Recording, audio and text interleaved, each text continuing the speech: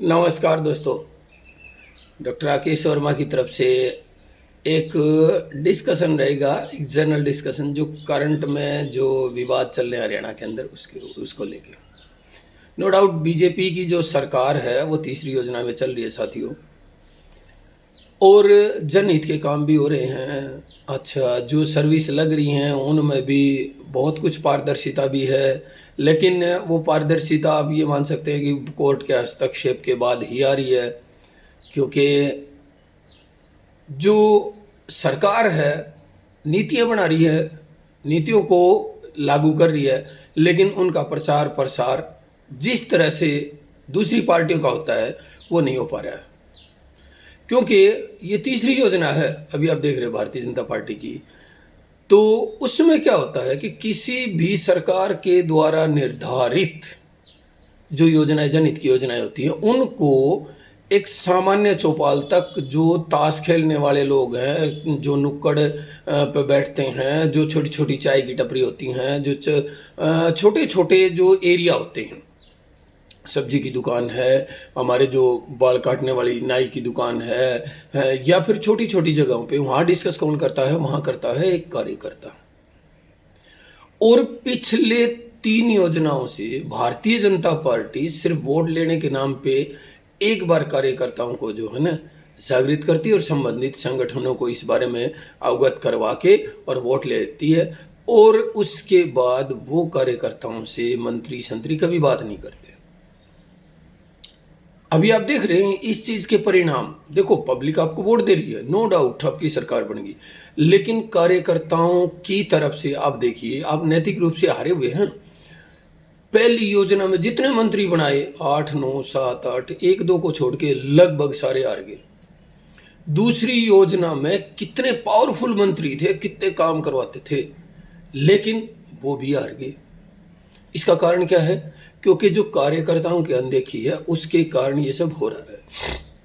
अभी आप देखेंगे, छोटी सी बात देखिए आप, किसानों के लिए जो 3 कानून बनाए गए थे, जो थोड़ी भूमि के किसान थे, छोटे किसान थे, उनके लिए वो एक वरदान थे। क्या हुआ कि बड़े किसान और आड़तियों ने मिलके उसमें एक हंगामा खड़ा कर दिया और लोगों को उसके साथ मिला लिया। अब जो कार्यकर्ता था भारतीय जनता पार्टी का, जो समझदार था, जो चीजों को समझता था, वो इनके खिलाफ, इन मंत्रियों के लिए जो उनके लिए कुछ नहीं कर रहे, जो उनको बातचीत नहीं कर रहे, उनको एक कप चाय तक नहीं पिला सकते, उनसे बातचीत नहीं कर सकते वो, तो उनके लिए क्यों सिर फुड़वाएगा? अब एक चीज और मैं पूछना चाहता हूं भारतीय जनता पार्टी के जितने मंत्री संतरी हैं, आप लोगों के जो क्षेत्र हैं, जहां जहां सीटें जीती हैं, वहां वहां की बात करते हैं। जहां जहां आप लोगों ने सीटें जीती हैं, जिन बूथों के ऊपर आपके बूथ एजेंट थे, कितने मंत्री ऐसे होंगे कि उन्होंने अपने बूथ एजेंट के साथ बैठ के चाय पी है या उनके साथ किसी भी तरह का कोई कम्युनिकेशन किया है?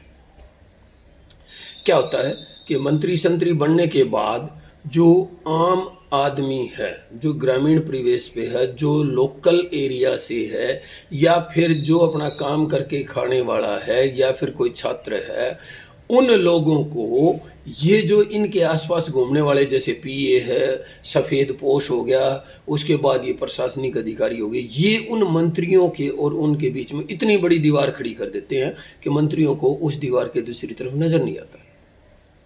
और बाई चांस कोई दबंग टाइप का कोई व्यक्ति वहां तक पहुंच जाता है, तो इनके पीए और प्रशासनिक अधिकारी मिलके, क्योंकि उनको तो उस नेता के साथ ही रहना है ना, 24 घंटे उनको नमस्ते करनी है, तो नेता को ये लगेगा कि ये तो मेरा जो नमस्ते करे ये सबसे बड़ी आदमी है, और ये जो साल में, 1.5 साल में, 6 महीने में एक बार आया है, तो इसका मुझे विश्वास नहीं है। तो उस कार्यकर्ता के और नेता के बीच में अगर संवाद हो भी जाता है, तो ये जो प्रशासनिक अधिकारी और पीए उस नेता को इतना ज़्यादा नेगेटिव कर देते हैं उस कार्यकर्ता के प्रति कि उस नेता को वो कार्यकर्ता दुश्मन नजर आने लगता है। और उसके बाद होता क्या है कि उसकी अनदेखी हो जाती है और कार्यकर्ता जो है वो निष्क्रिय हो जाता है। अब कार्यकर्ता निष्क्रिय होने का अर्थ ये है कि किसी भी पार्टी की रीढ़ को शिथिल हो जाना, और जब एक रीढ़ की हड्डी शिथिल होगी तो कितना टाइम तक रहेगा?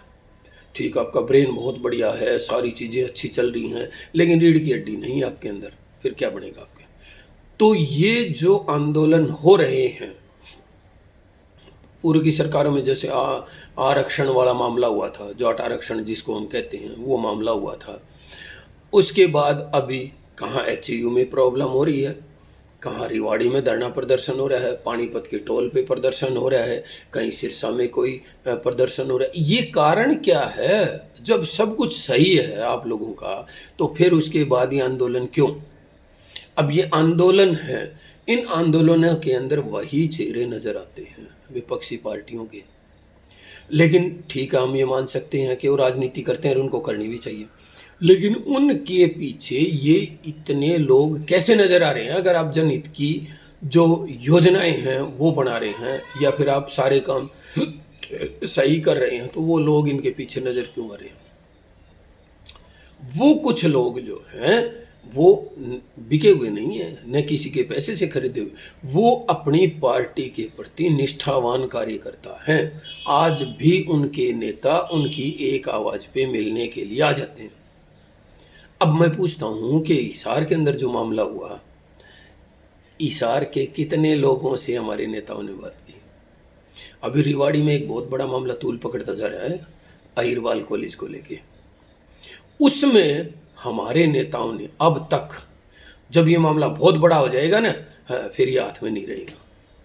लेकिन ऐसा नहीं कर रहे ये नेता, क्योंकि ये इसलिए नहीं कर रहे, इनके पास जो है सुनने के लिए बहुत कुछ है, और जो प्रशासनिक अधिकारी और इनके आसपास रहने वाले सफ़ेद पोश, वो ये ऐसा होने देना नहीं चाहते।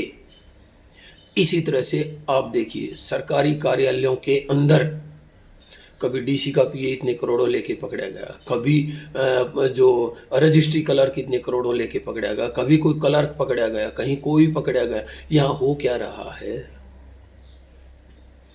पुलिस की मनमानी चल रही है कहीं तो जो है ना FIR दर्ज नहीं होती और कहीं एनकाउंटर हो रहे हैं। ये सब क्या हो रहा है? ये सब ओछ पोछ सा हो रहा है। CM साहब को इस तरफ ध्यान देने की ज़रूरत है कि कार्यकर्ता 5 साल के बाद फिर बूथों पे बैठाने पड़ेंगे और हकीकत से मुंह नहीं मोड़ सकते।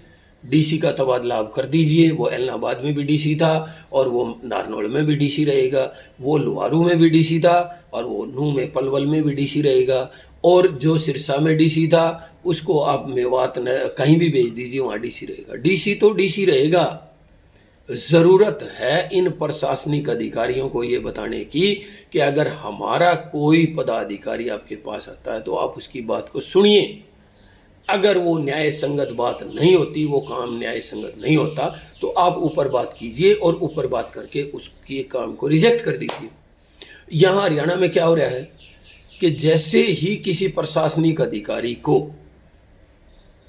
या किसी भी जो काम करने वाला कोई व्यक्ति, उसको ये पता चल जाता है ये सरकार या सरकार से संबंधित किसी संगठन का आदमी है, उसी टाइम उसके काम पे कांटा लग जाता है। और जब ऊपर इस तरह की बातें मैक्सिमम ऊपर नहीं जाती, अगर फिर भी चली जाती है तो वहाँ ये कह दिया जाता है कि आपके कार्यकर्ता ने आके हमारे साथ बदतमीजी की, और वहाँ ही सरकार उस पर कांटा मार देती है कि भाई हाँ ये हमारे बदतमीज आदमी हैं, इन्होंने कुछ नहीं किए, ये कुछ नहीं कर सकते और इन्होंने प्रशासनिक अधिकारियों के साथ बदतमीजी की है। और सरकार इस दलदल में फंसती जा रही है। केवल नीतियां बनाने से कुछ नहीं होता, नीतियां बहुत पहले बनी हैं।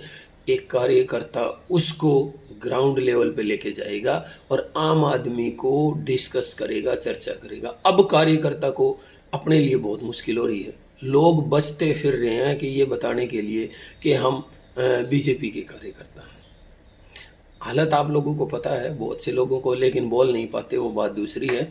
लेकिन हमारा काम था इसको बताना, सरकार को अवगत करवाना। इस वीडियो को थोड़ा सा ज़्यादा से ज़्यादा शेयर करें, मंत्रियों तक पहुंचाएं, ताकि उनको पता चले कि सच्चाई क्या है और झूठ क्या है। जय हिंद, जय भारत।